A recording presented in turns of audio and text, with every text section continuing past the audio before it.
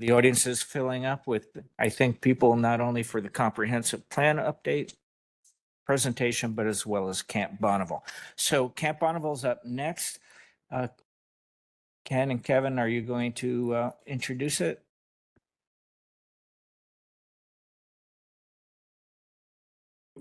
And since this is a separate recording, this is the 9th of October for this work session.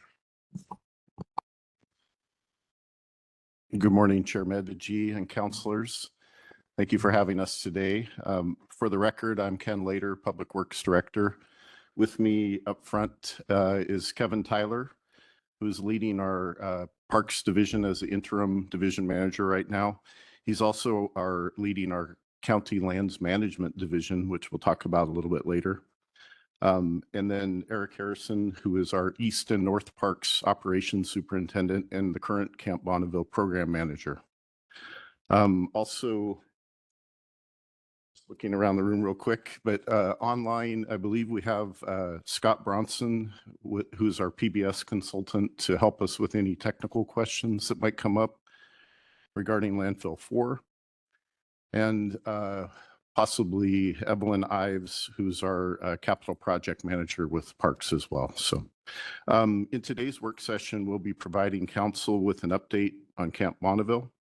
This will include an overview of the site, current status of the cleanup, and outline some of the upcoming actions. Next slide, please.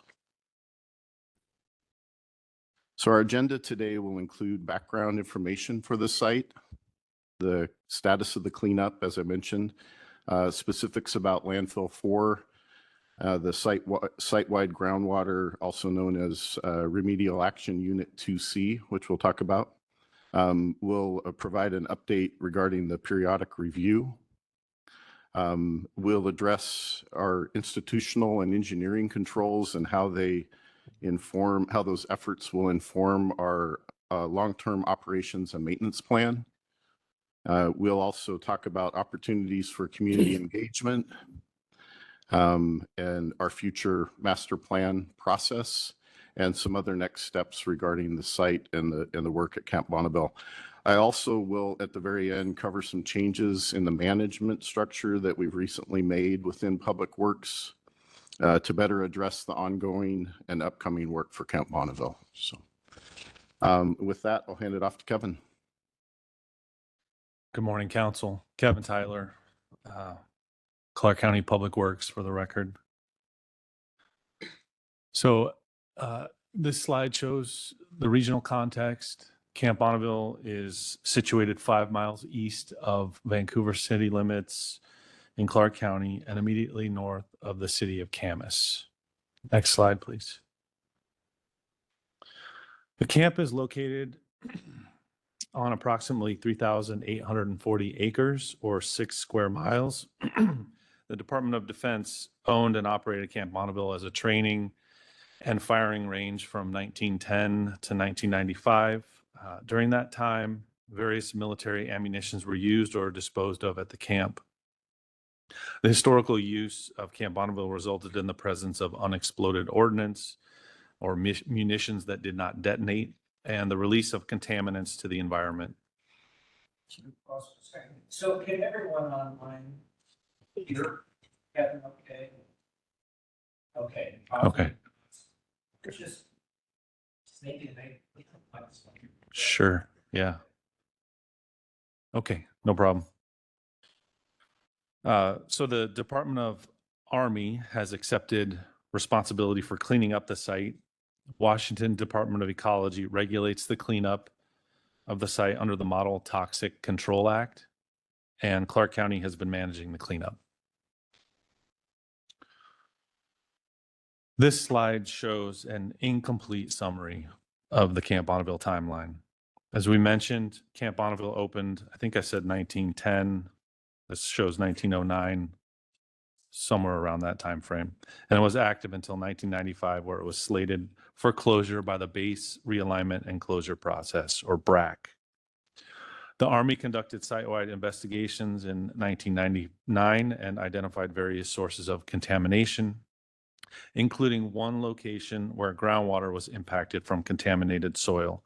This is known as Landfill 4 or Demolition Area 1. From February 2003 to October 2006, the Army conducted investigations and cleanup actions at Camp Bonneville under an enforcement order with the Department of Ecology. Then in 2006, the U.S. Army transferred the property ownership to Clark County through deed, and the county subsequently transferred ownership to a conservation nonprofit property owner referred to as Bonneville Conservation, Restoration, and Renewal Team. And with that entity entered into a consent decree with the Department of Ecology.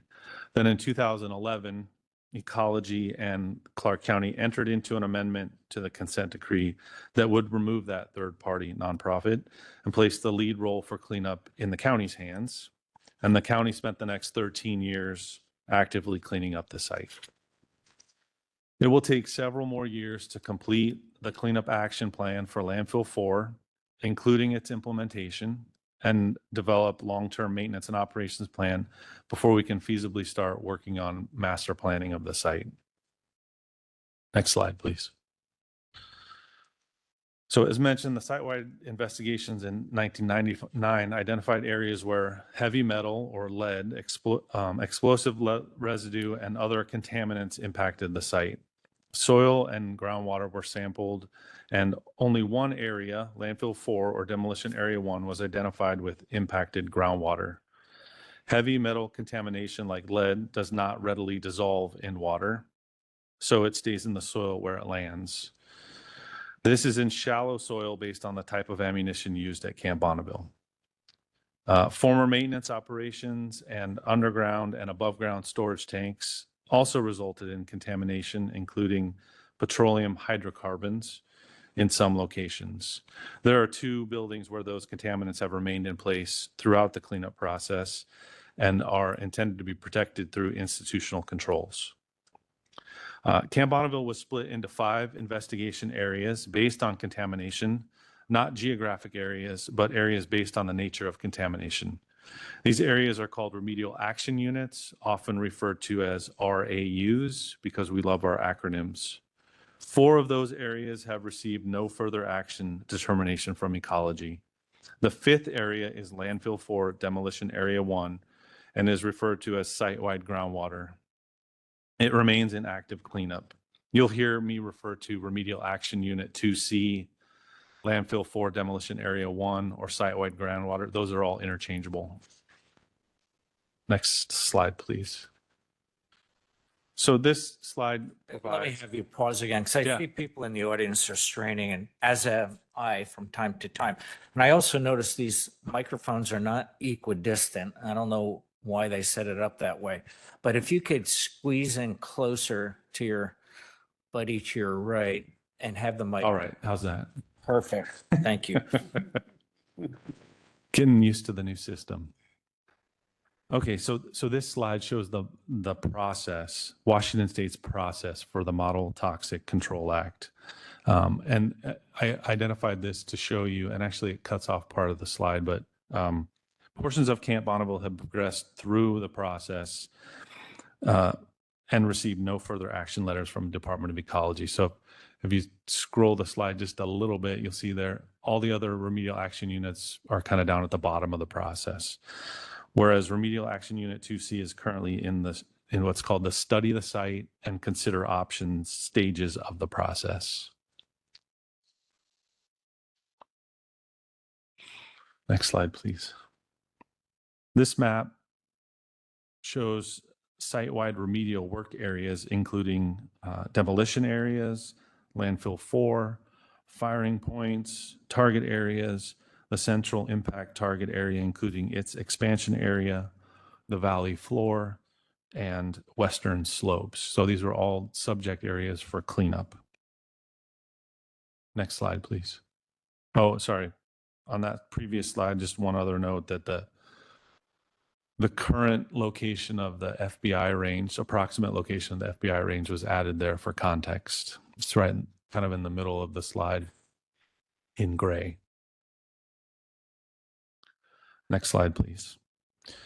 So each remedial action unit was required to walk through that Model Toxic Control Act process outlined previously. The sites were studied, a cleanup method was selected, and then implemented. Ecology issued no further action letters for 4 of these remedial action units. Remedial Action Unit 3 was split into 4 phases, and all 4 of those phases received no further action letters. Each remedial action unit may include institutional controls or engineering controls to continue to protect human health and the environment. These institutional and engineering controls need to be maintained over time. Next slide, please. On August 23rd of this year, Ecology provided the county with a memo confirming the accuracy of the no further action letters issued for remedial action units 1, 2A, 2B, and 3. The memo corrected some citation errors in the no further action letters. Remedial action unit 2C for landfill 4 demolition area 1 is still in the site investigation phase, but did have some previous cleanup work, which I'll outline here shortly. Additionally, the county and Ecology will be working on a periodic review that will evaluate each remedial action unit, including remedial action unit 2C. Next slide, please. So, as I mentioned, remedial action unit 2C is known as landfill 4 demolition area 1 and referred to as site-wide groundwater. The landfill was historically used for open burning, open detonation, and disposal of various explosives, rocket fuel, and fireworks.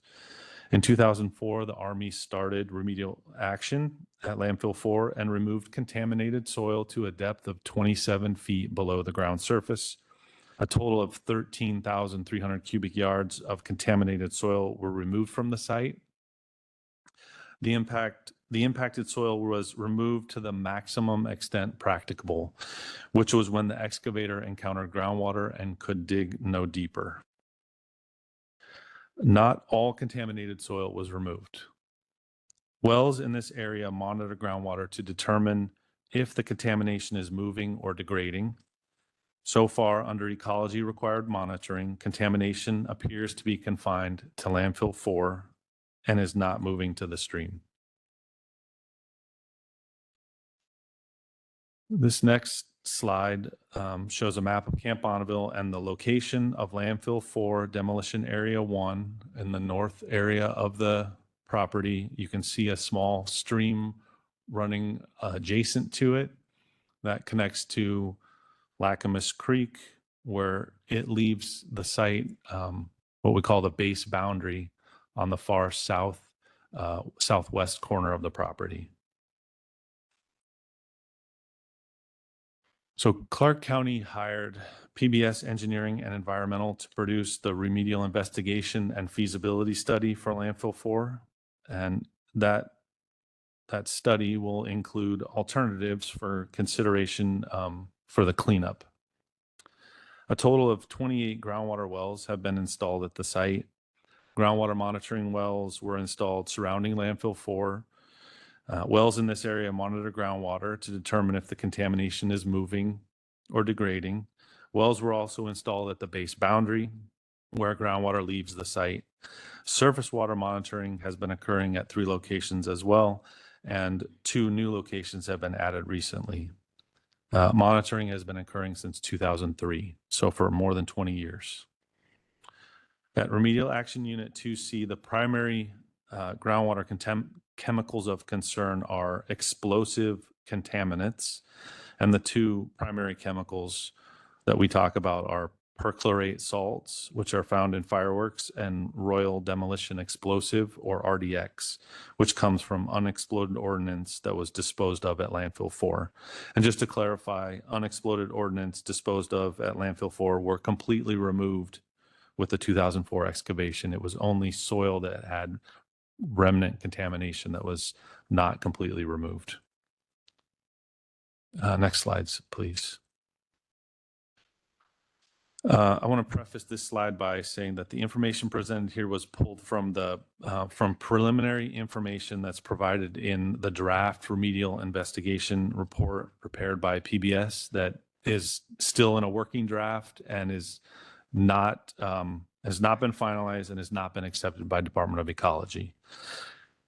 I'll say that monitoring appears to show no detection of contaminants in base boundary wells, water supply wells, or surface water samples as of 2023, except for a negligible detection of perchlorate near landfill 4 dating back to 2012. That was a study done by the EPA, and that those samples have not been replicated.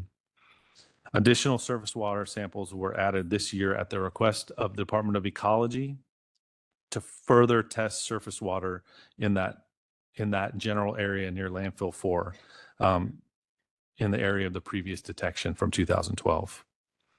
Contamination appears to be confined to landfill 4, in the landfill 4 area, and has not moved to the stream and is not transporting to drinking water aquifers. The localized aquifer beneath landfill 4 is actually cut off from what we call the Troutdale Aquifer by bedrock. The highest concentrations of perchlorate and RDX as measured in 2023 are shown here, with the corresponding cleanup levels shown after each, measured in micrograms per liter. So you'll see for perchlorate, it's 665 micrograms per liter is the highest concentration. And then the cleanup level for that contaminant is 11 micrograms per liter. And then RDX would be 46.6 micrograms per liter. And the cleanup level is 1.1 micrograms per liter. Next slide, please. So this slide is intended to further demonstrate that the drinking water in the area is not connected to the contamination near landfill 4. So the groundwater at landfill 4 is not geologically connected to where people pull their drinking water. The darker green color shown here is known as the Troutdale Formation and serves as the predominant aquifer for offsite water supply wells. There's a small deposit of Troutdale Formation in the landfill 4 area. You can see that in the cross section at the bottom of the map on the far right-hand side, there's a very small polygon of green with the letters TTFC next to it. That's the Troutdale Formation up near landfill 4. And it's separated from the other Troutdale Formation that you see on the far left-hand side of the cross section by the Elkhorn Mountains, essentially. So all of that bedrock of the Elkhorn Mountains is in between where the two sources of groundwater are. And I think to give this a little bit more perspective, the shallow groundwater wells near landfill 4 are drilled to a depth of 30 to 50 feet. That's approximately the same depth as the stream that's adjacent to the landfill. And then the deeper groundwater wells up in that area are drilled to a depth of 60 to 77 feet, which is 20 to 30 feet below the stream level. At the base boundary, the groundwater wells are drilled to a depth of 20 to 40 feet. The drinking water wells at Camp Bonneville are drilled to at least a depth of 300 feet. Next slide, please. Chair, could I just ask a quick question? On that map, do you know where the drinking water wells are located on that map? I do not. I'd have to, I know we have one of the wells is close to Camp Bonneville, not Camp, or is it Camp Kilpack? Camp Bonneville. Okay, so one of the wells is closer to the first camp at the site, located north of where the buildings are. Okay, if at some point, But at some point we can follow up and that'd be great. provide Thank you with the you. locations of those wells. Thanks. So let's pause since Councilor Marshall broke the ice here. Are there other questions by council to this point? I've been kind of holding my fingers on different pages. Any other questions? What? Yeah, go ahead, Glenn.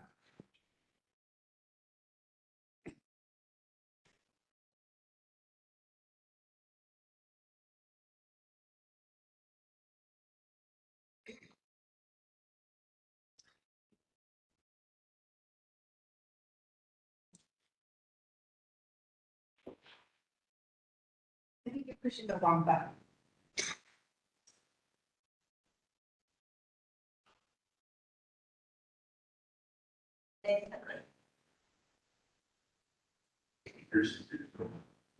Yeah. Still get it.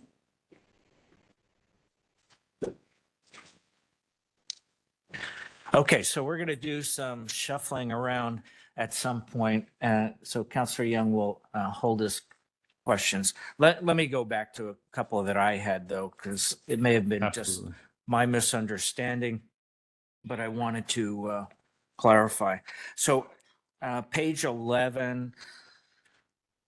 So the first time I ever visited and toured these sites, and specifically this contamination site, I was pretty much told, despite the many years of dumping by different entities there, even after the post had stopped functioning, everything from fireworks, collected munitions from different law enforcement agencies around the area. I was told that this is completely encased in clay. And that to some extent accounted for all the testing showing that it wasn't migrating. So that was good news. Despite that picking a dumping site near a stream or a creek, they had picked a site that, whether intentionally or not, was a good natural formation of clay that would seal the contaminants in. But on this slide, it tells us that they went to 27 feet when they hit groundwater. What that indicates to me, in my layman vocabulary, is they broke through the clay and hit water, pretty much perforating that natural barrier of clay, and then they stopped when they hit water. So I'm concerned about that. And then related to it is, what time of year did they go to 27 feet and find groundwater? And is there a possibility during a drier time of the year to go deeper and excavate more? So those are my questions. I have a concern about having broken through that natural barrier back in 2004. If I could, yeah, thank you, Chair. Good questions. And I'm not sure we know the specifics to that, but I do know, I think Scott Bronson is online and might be able to speak to that. I'm a stormwater engineer by trade, so I can tell you that it's not unusual, especially if there is a clay layer, for there to be a perched groundwater layer that would be very local. And I think you can kind of see that from the profile and where that Troutdale formation is. But we could see if Scott can answer that directly. I see him up there on the screen, so. Yes. We drilled from the ground surface to bedrock at up to 75 feet, and it is pretty consistent all the way down that it is clay with some silt. All the way down. It looks like weathered bedrock. So there is nothing to break through. And within that, clay actually can contain the most water. So more water, there's more pore spaces in clay than there is in sand, but it doesn't move. So it is there is water there. It just is not moving very quickly. Water will always move through porous medium. It is the speed with which it is moving, and this is moving very slowly. Okay, thanks for that. And then on page 14 at the very bottom, I just wanted to make sure I understood those comparative numbers. 2023, you have the respective levels of per chlorate and RDX, the next numbers that are listed of 11 UG per liter and 1.1 UG per liter, is that the target? Is that the difference of how much farther we need to go to get to safer levels? And then tied to that question, because I just watched Deep Water again, are these standards, have they changed over time as far as what are considered detectable laboratory reporting limits? That's a great question. And so those second numbers are the cleanup levels. And I'm going to lean on Scott again to answer the remainder of your question. The cleanup levels are a calculated value based off of risk factor, either one time, 1 in 100,000 or 1 in a million of somebody having an adverse health effect.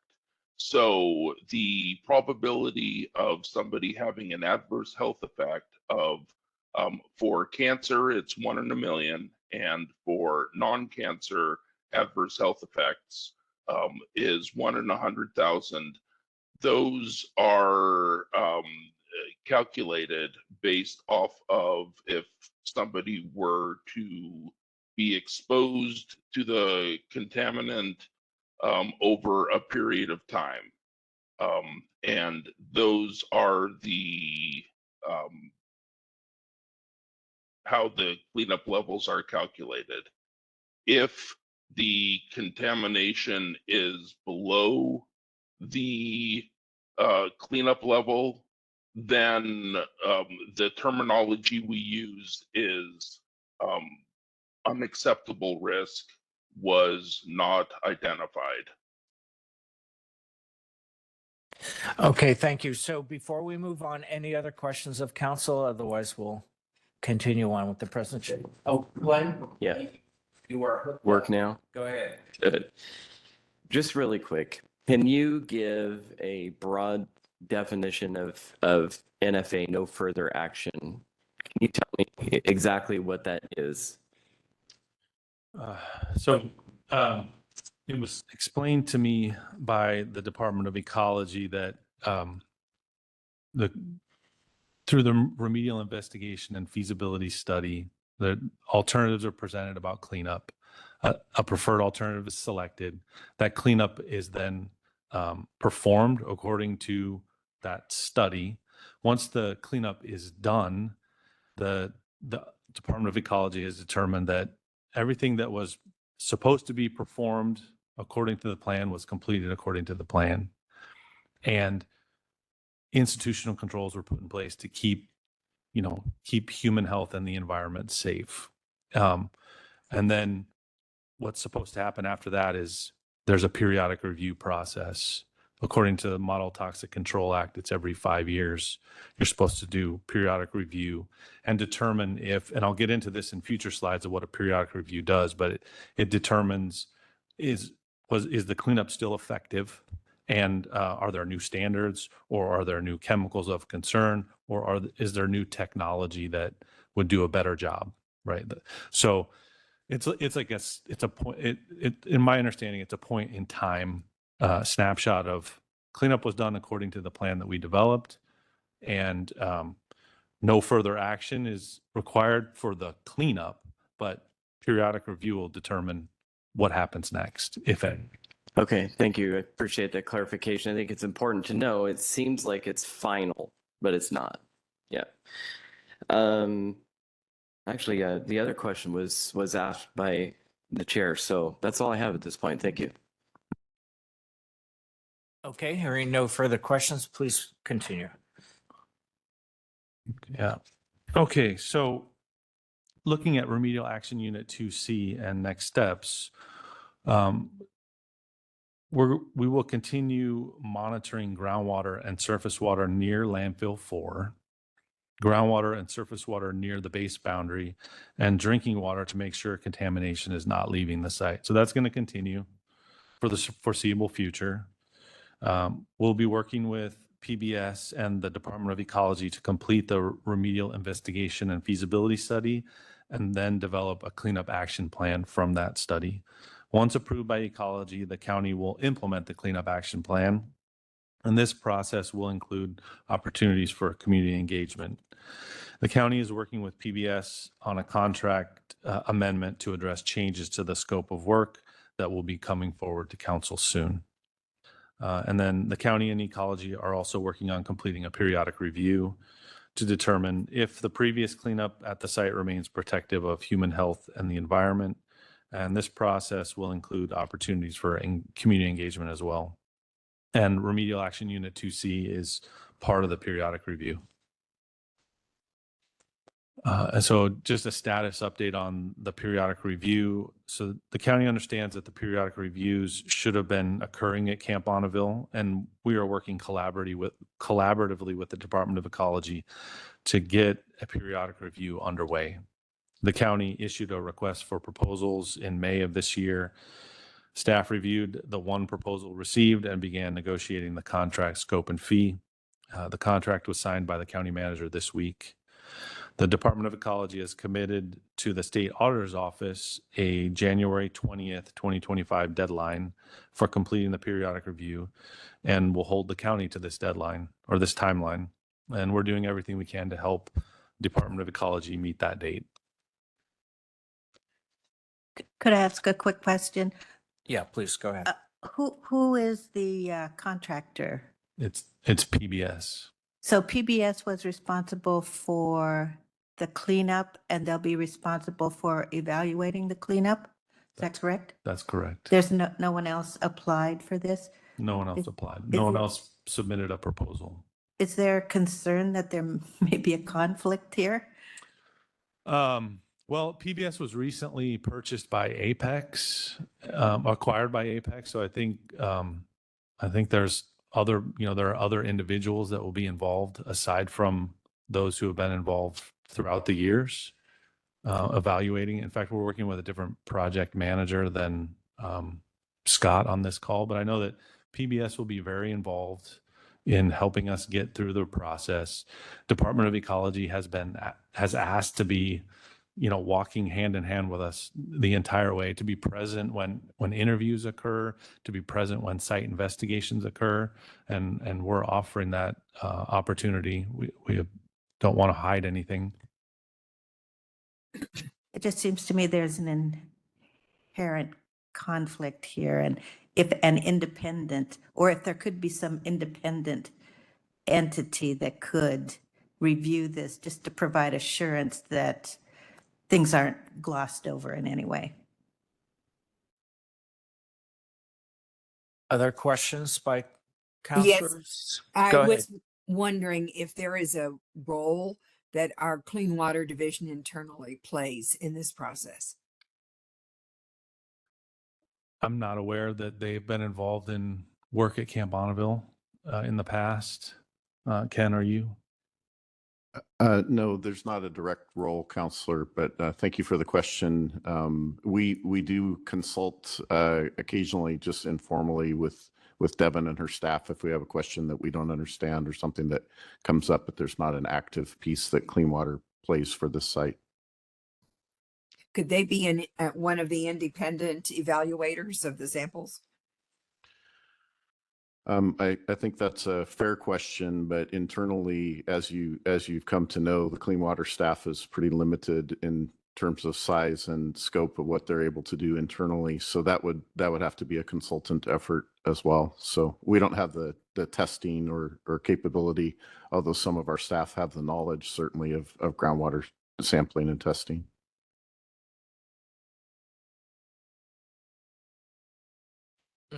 Further questions, Karen?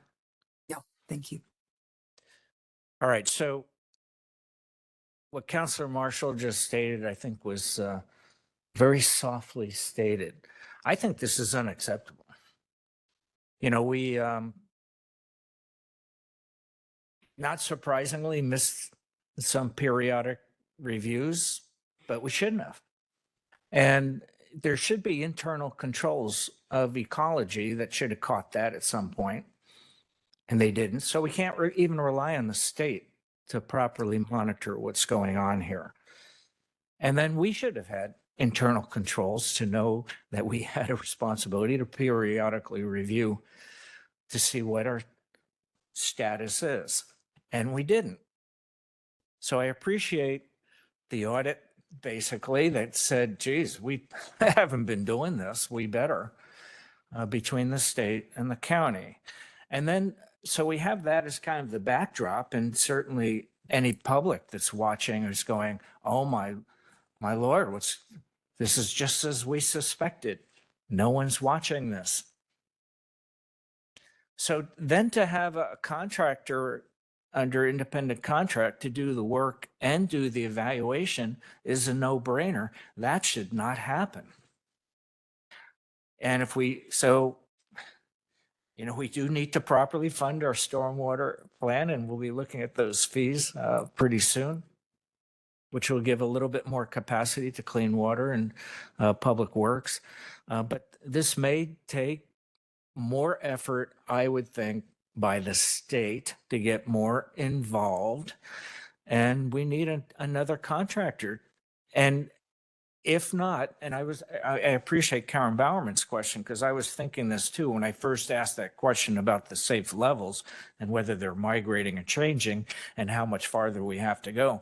Why isn't our Department of Health and Clean Water Division, with their expertise, also playing a role in this? I mean, we should not be our capacity is so limited. We shouldn't limit it further by stovepiping responsibilities and who's looking at what we're doing and still need to do in the future. So I think something else, we need to look for some solutions. We can't have the person doing the cleanup also evaluating how well they're doing. I mean, that's just a recipe for lack of confidence. It's a recipe for, and I'm not going to say fudging the results, but it's not an objective view. And we need an objective view. So those are just my thoughts. I think we have a lot more work. We need to brainstorm this. And if we need to come up with a different funding stream, it's something to bring to our legislature. My hope is that the Department of Ecology, with all the capacity they have, will get more directly involved in maybe doing the evaluation work of our cleanup efforts.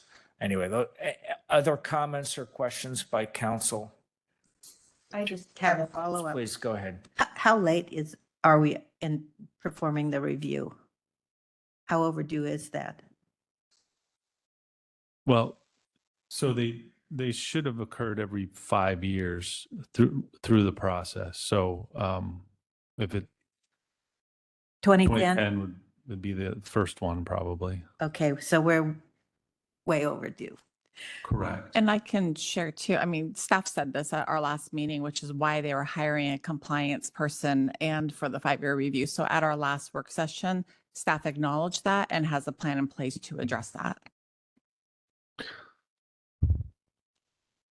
And so when would it be due then? Were we thinking, when would we submit when would the review be completed? So, and just to clarify, Department of Ecology is the lead on periodic review.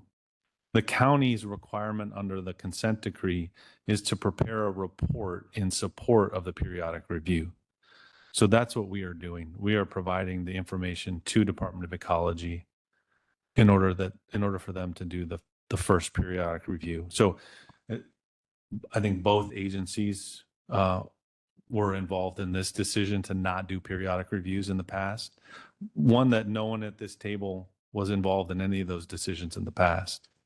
But we recognize that there's an issue, and we're working with Department of Ecology. And I think I would also add that, my perspective, and I know the project manager that I'm working with at Department of Ecology, his perspective is compliance. And that's where we're trying to go, make sure to right the ship to be compliant.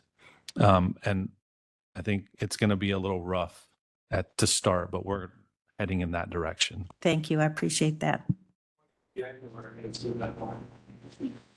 Okay, so Sure. I'm sorry, Kathleen. I would just respectfully ask the chair if we could ensure that the public is respectful and quiet during the work session. Okay. So hopefully you heard that out in the audience as we continue on. Other questions or comments, Glenn? Yes, so just a couple. Sorry, if you're going to interrupt Mr. Shaw, then we're going to ask you to leave. Okay? Otherwise we'll have to take a recess to clear the room so we can continue in an orderly fashion. Go ahead, Councilor Young. So just a couple comments. It's showing green. Yeah, it was sounding weird to me though. Sorry. Anyway, just a couple comments on this. PBS engineering, I've never heard anything negative about PBS engineering, and I don't think any of us here are insinuating that anything egregious would happen. But I think just given the history, I think we were given a project that we really were ill-equipped for, and I don't think that says anything about us individually. I think if any county were handed a project like this, they would have struggled through it because it is a massive undertaking of which the skills nobody has typically on county employee. So given that, I mean, there's some mistakes made in the past and we're riding the ship, and I absolutely appreciate that. And under normal circumstances, I would have no problem with PBS engineering taking a role like this. But I think given the history, the miscommunication and the disconnect that we've had, kind of it's a challenging situation. And I think at this point, it would be good to explore options of how we can remediate that appearance of a potential conflict of interest on that. And one of the things that staff is going to have to review is nobody responded to the RFP. So we need to find somebody who actually has the technical expertise, and then maybe we can do a sole source. But it is a very, like you said, it is a very specific expertise, and there's not many people that have it, and nobody else applied. But I know the staff will do some research and see what options we have, and probably come back to council potentially for a sole source or something. I would also add, so PBS has been very involved in the groundwater monitoring for a long period of time. As I mentioned in one of my previous slides, for some of these remedial action unit, 2003 to 2005, consultants involved out at Bonneville. So Weston Contracting performed actual cleanup of the unexploded ordnance. So I think there have been multiple entities involved, and I don't have the record in front of me, so I can't say, which consultant performed the work to do all the remedial investigation feasibility studies and cleanup action plan for each remedial action unit. But PBS didn't do all that work. And a lot of that work was done many years ago by people who are not, not at work at PBS right now.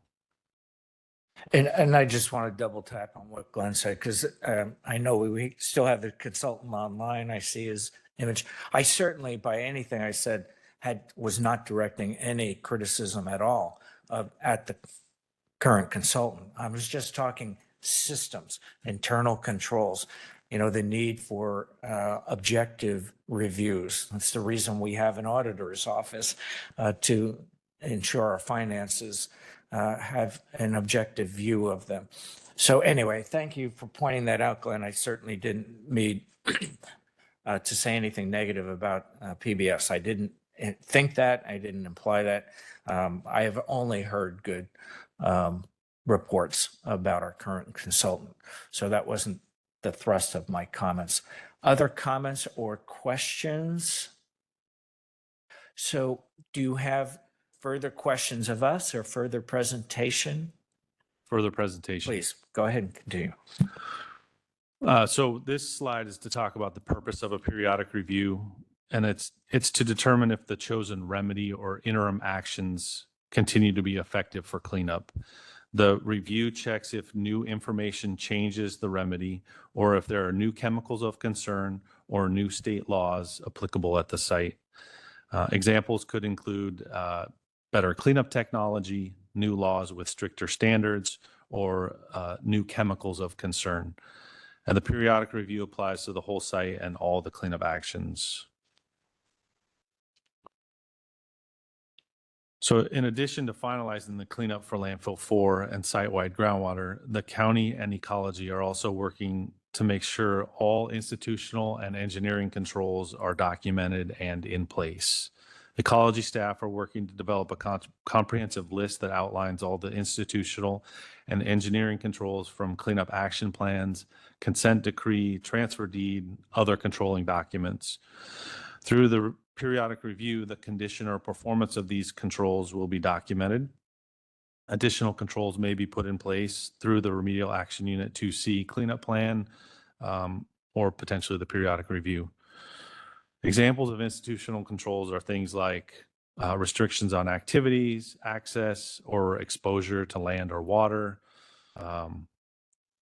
Examples of engineering controls are physical barriers, fences, locked gates, vegetation, signs, things of that nature.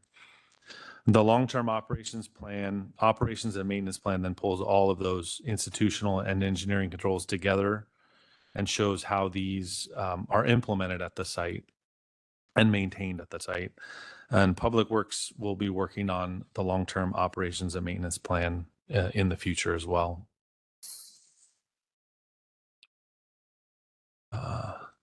So next slide is about community engagement, and these are the opportunities that we see coming in the near future.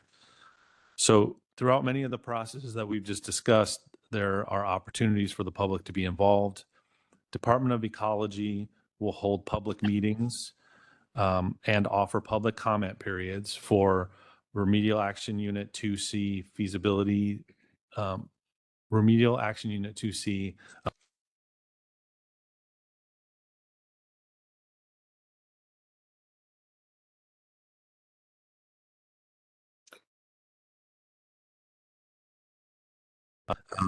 at the point this site is able to move forward with any master planning development, the county will offer multiple opportunities for public engagement that would be consistent with our current or any future master planning procedures that we develop in the Parks Department or Parks Division. Next slide, please.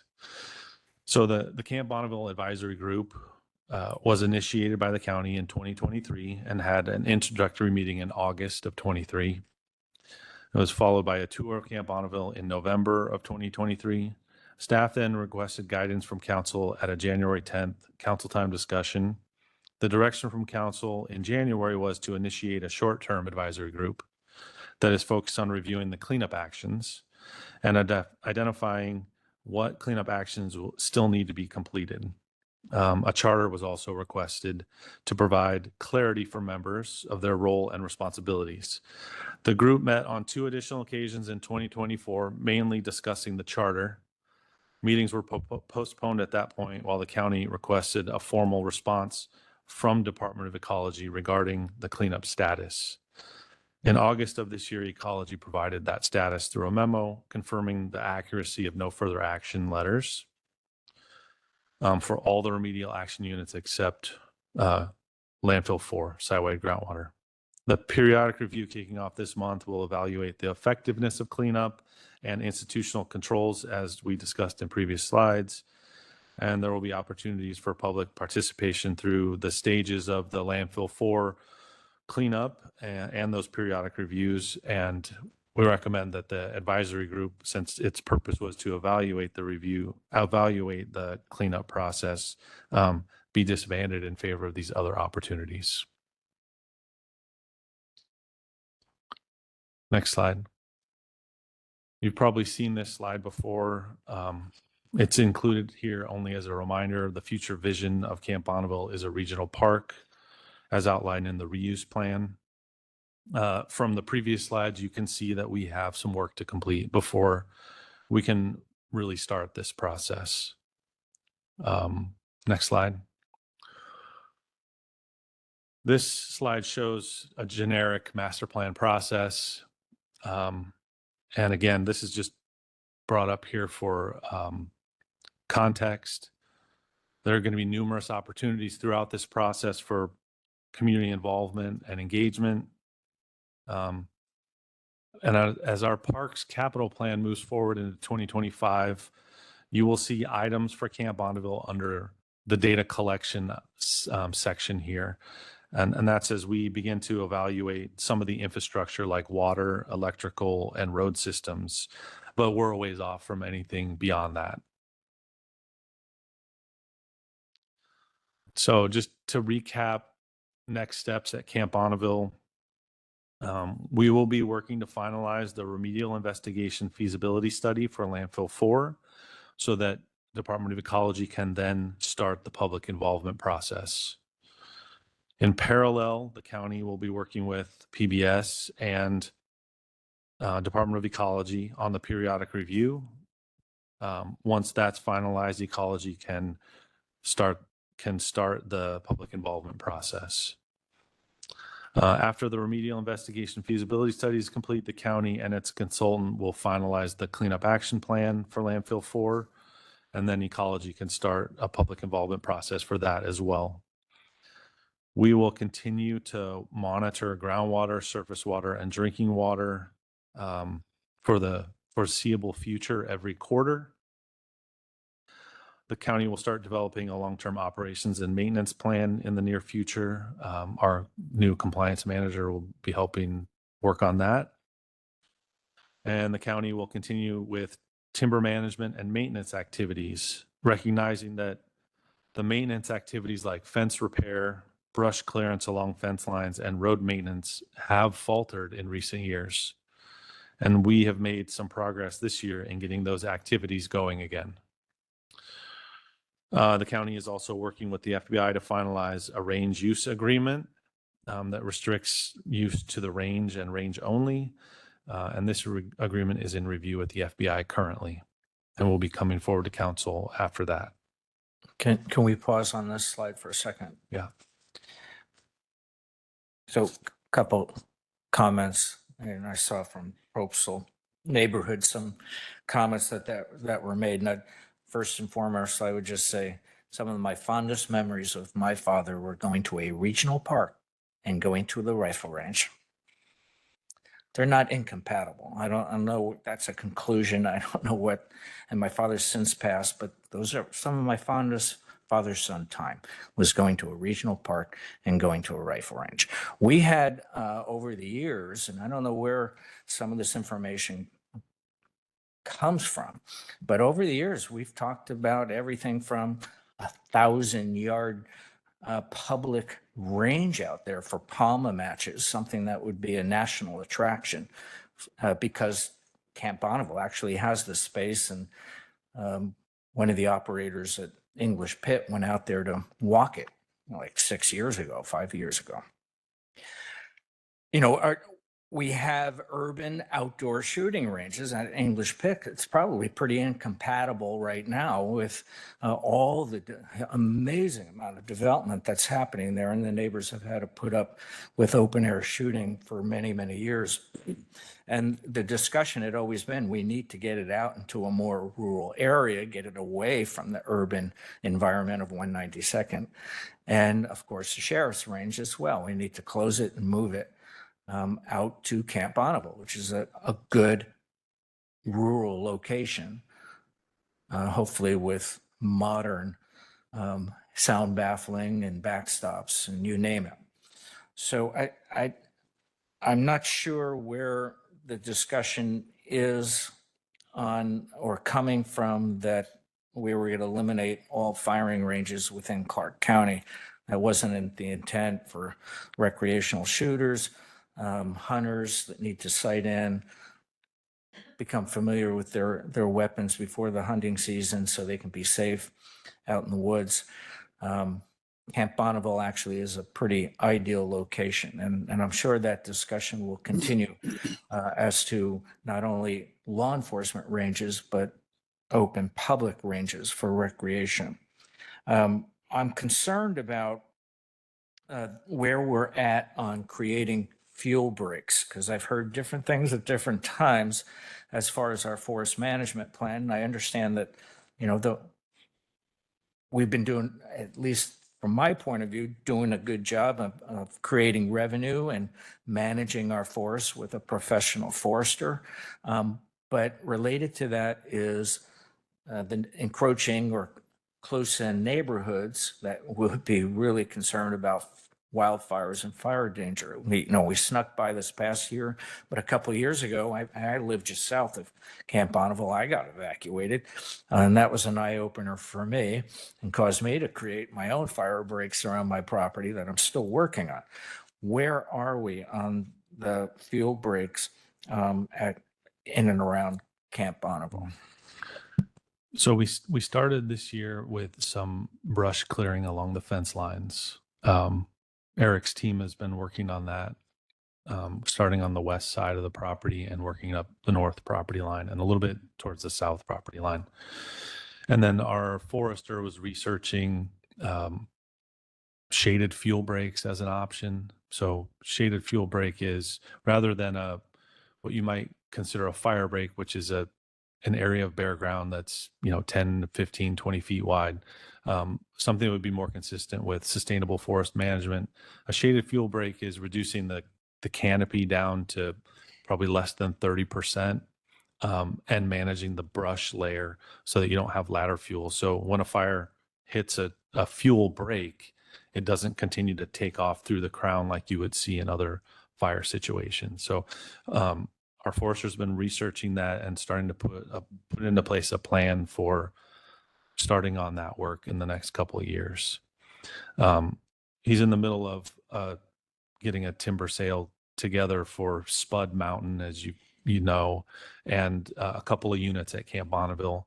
And you mentioned the forest management that we have done out there. We've harvested, we've done thinning practices throughout a large portion of the western side of the property over the last 10 to 12 years, which also helps reduce the fuel load and the risk of a fire starting and moving through the property. But we have some work to do on the perimeters and moving east through the property as well.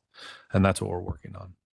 Okay, thanks. Other questions or comments by council before we move off this slide? Just real quick, yeah. I was wanting to know, the next steps are not in a particular order, are they? And then it would be helpful if we could get kind of just a time frame. I don't expect that right now, but just kind of a time frame estimation for these different components. Yeah, I think we'll be working once we have our compliance manager on board, we'll be working on, more of an operations plan for the property. What are the things that need to happen over the next couple of years, just for maintenance side of things, but then also timeline for some of these other actions. And the remedial investigation feasibility study is really difficult to pin down how long it's going to take to work through that process, but we can work with ecology on that. I have a couple of things. For the monitoring that is done, is there a site, do we have a site on the website where people can see the ongoing monitoring results? I do not believe that we have that on our website. We can link people to ecology's websites where they should be able to find all of the quarterly monitoring reports.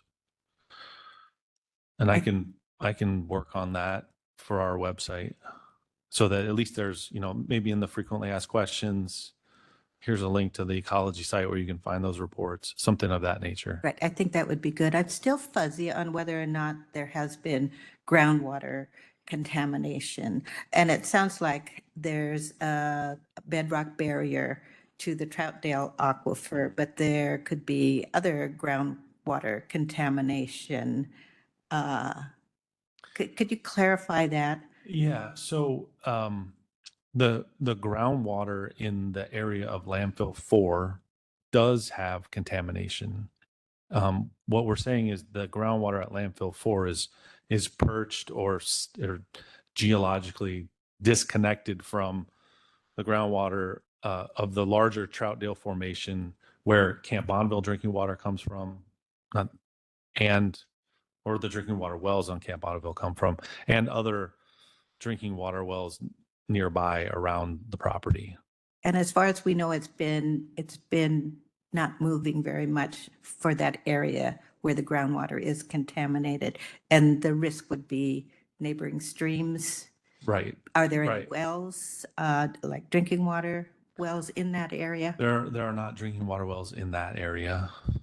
Right. And the drinking water wells are much deeper. Okay. Has there been any consideration to like actively pumping the water out and treating it? Yeah. So the next step after the remedial investigation feasibility study is completed is the cleanup action plan. And so PBS is working on a series of alternatives to evaluate in order to determine what's the most feasible cleanup action plan that would be implemented. And ultimately, ecology will make that decision. That's yet to be Yeah. decided. And so whether, there's different ways to clean up groundwater. You could look at, like Gary mentioned, Councilor Miviji mentioned, more excavation. Do we dig down more and excavate everything we can find? Another method that's been discussed is injecting, it's like a form of vegetable oil into the ground. It binds with the contaminant and helps with natural attenuation, helps to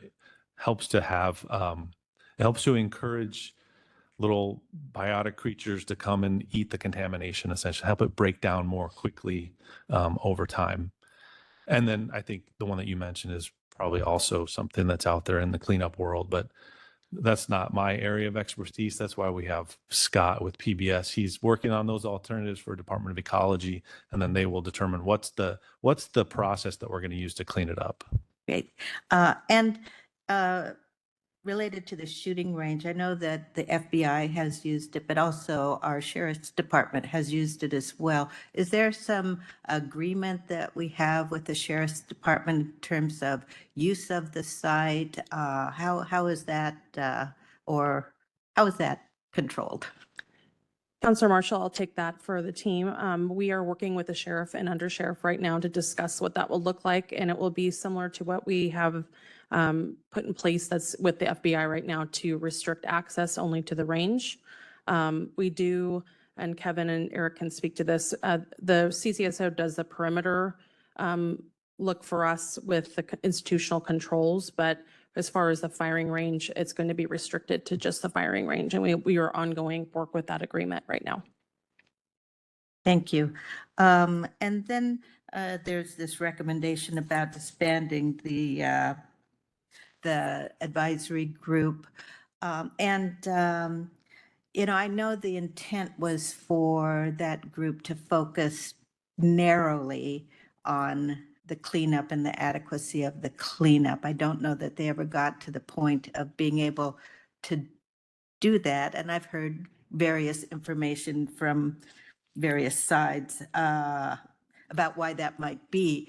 But I think step one is cleanup. We really can't do anything further as far as uses and things like, so it's good to still be pretty laser focused on the cleanup and the adequacy of that. So if the advisory group, and I think they have not known whether they really exist or not at this point, as it's just been sort of left.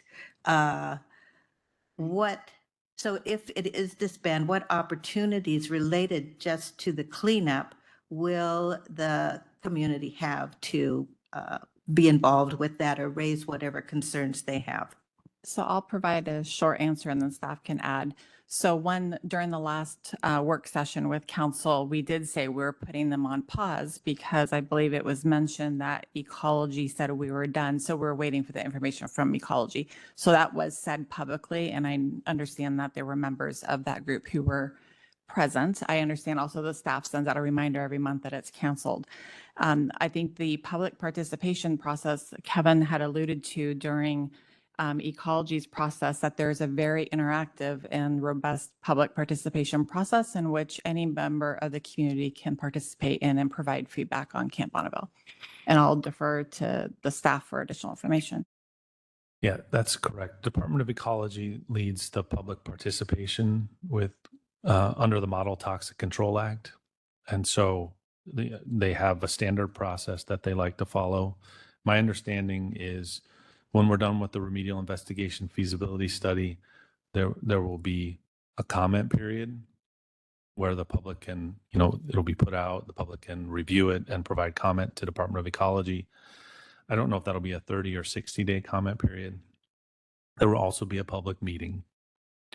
When the remedial investigation feasibility study is finalized, then there's the cleanup action plan. The cleanup action plan will have a similar public participation process, public comment period, and public meeting. The periodic review will have a similar process where the public can be involved in public comment and a public meeting.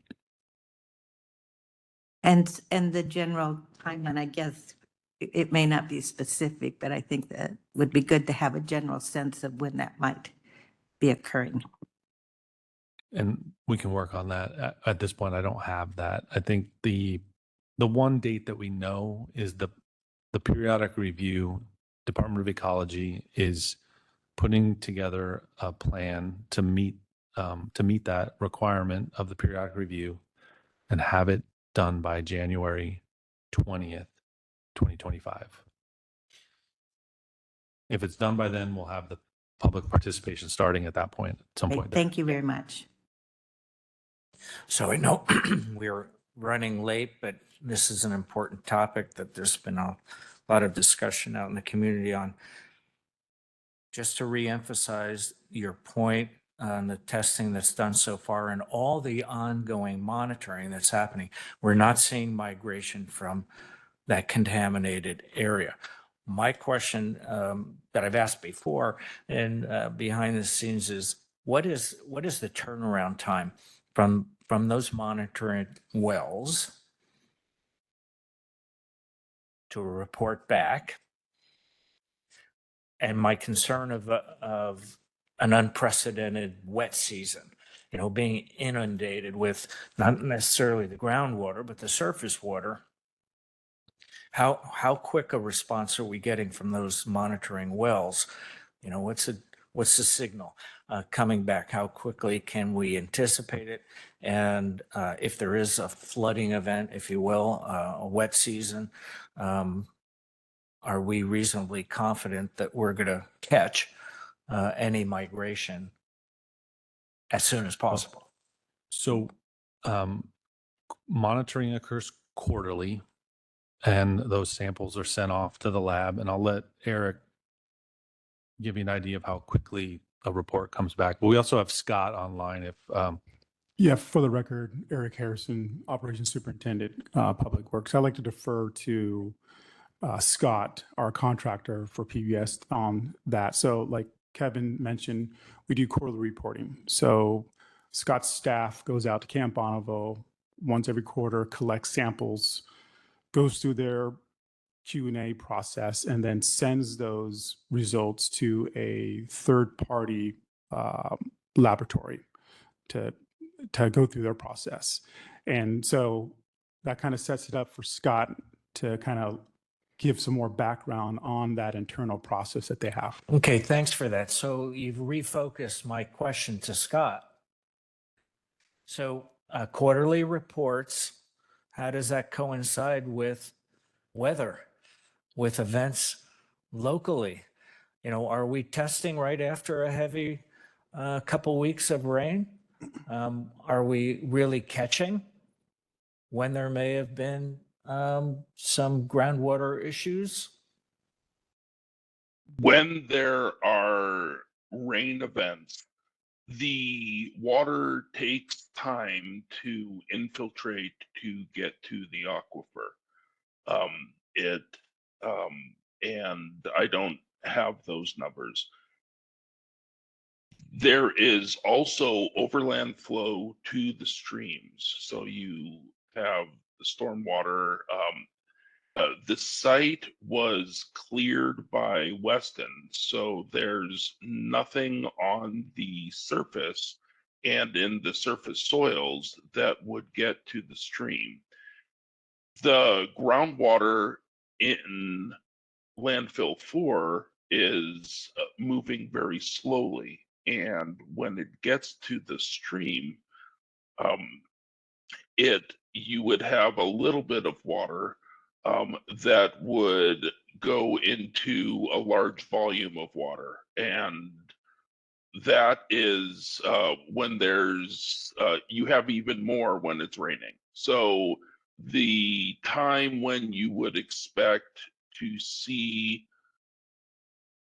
contamination or the highest concentrations, if there was contamination in the stream, would be during the summer or at the end of summer, when there is the minimal precipitation. So there is a lag between rain events and sampling in groundwater, and we do quarterly to capture each season. So a particular rain event is not going to really affect the groundwater. It's rain over a period of time and weeks and months, and then no rain over weeks and months gets into the groundwater, and then the groundwater moves to the stream. So the contamination localized at landfill 4, that's the only contamination that has been identified in groundwater at Camp Bonneville, moves very slowly, and it would move a little bit faster in the winter when there's a little bit more water in the aquifer, a little bit slower, but overall it's moving very slowly, and individual rain events do not impact what's going on in the system. Okay, thanks for highlighting that further detail on the testing scheme. I think we're on the last slide. Yeah, I'll take that, Chair. Thank you. So I did want to touch base really quickly on a few things that we've changed in Public Works to, if you could just go back to that slide for me. But before I do that, I did want to mention that Ecology, even though they weren't present today, they did let us know that they're happy to respond to questions in writing if you have any following the presentation. So I wanted to let you know that we've recently taken steps to reorganize our Public Works divisions to better support the unique and complex, often challenging needs of both Camp Bonneville and the county-owned railroad. So the way we've done that, I have split out county lands management into its own division and uncoupled it from parks. So one of the challenges that we've had is trying to, and Eric can speak to this, trying to be an operations superintendent for our parks needs, north and east, and manage Camp Bonneville. It's pretty hard to be effective and do both. So we've uncoupled those. County lands management will stand as its own division. The division manager has been speaking to you today in this presentation. That's Kevin Tyler.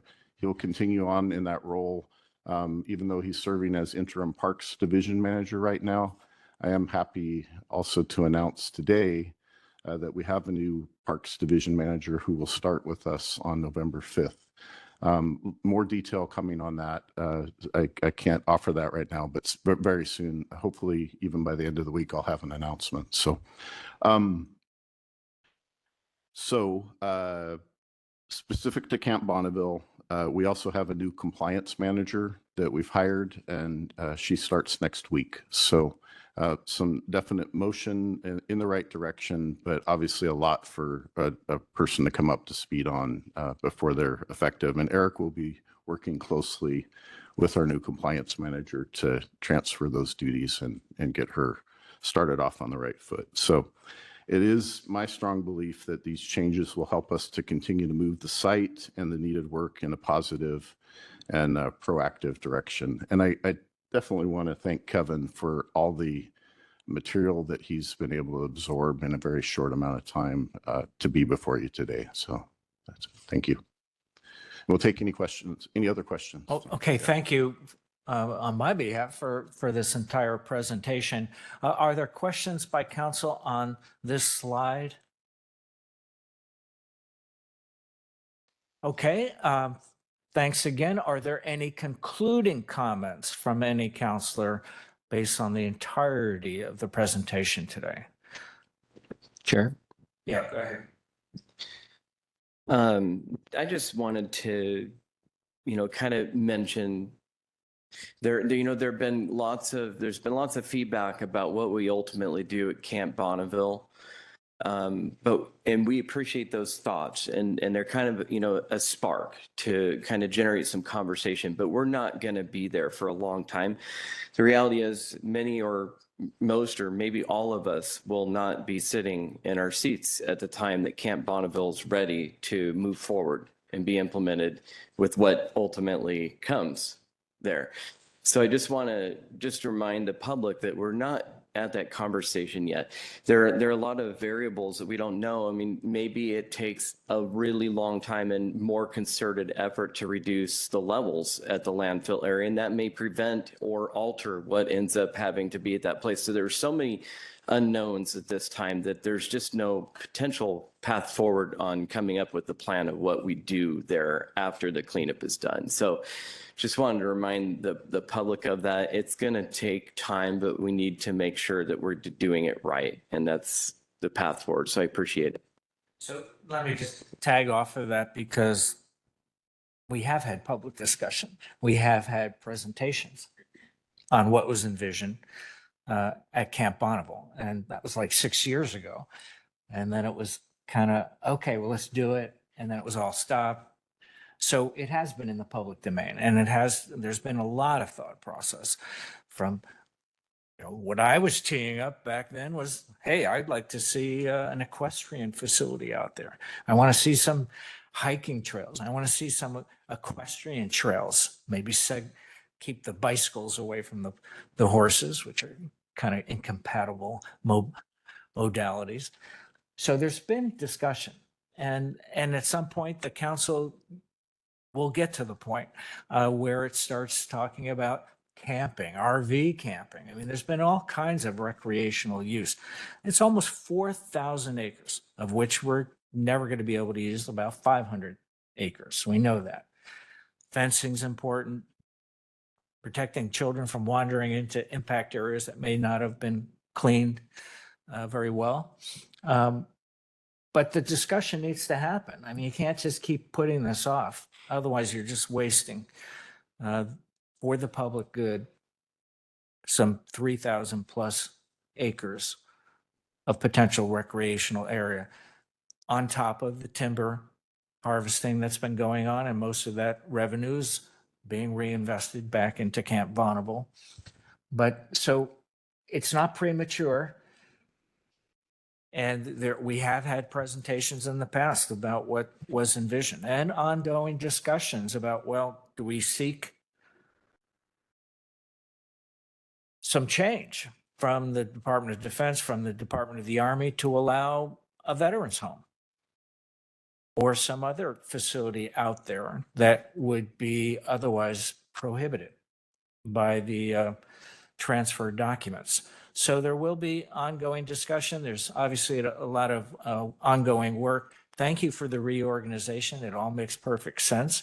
Look forward to the new Parks Director announcement. And again, my personal thanks to Kevin for stepping up and doing all you've done so far. We have a lot of work to do, a lot of things to fix.